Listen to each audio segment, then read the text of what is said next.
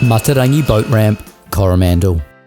Matarangi Boat Ramp is an excellent 3-lane concrete boat ramp with a wharf and pontoon. After you enter Matarangi, drive along Matarangi Drive and the ramp is located off Harbour Drive.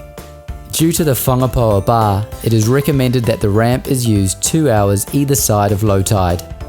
The harbour is quite protected, but care needs to be taken to follow the channel markers carefully as water is very shallow in places. On the grass beside the boat ramp there is ample parking spaces available.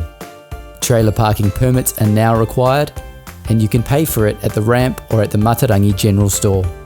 The permits are $80 per year or $10 per day. There are toilets and picnic tables located near the ramp. On Matarangi Drive there is a cafe and shop. Also, take a moment to check out the photo of the bar that is posted at the ramp to help prepare you for your crossing.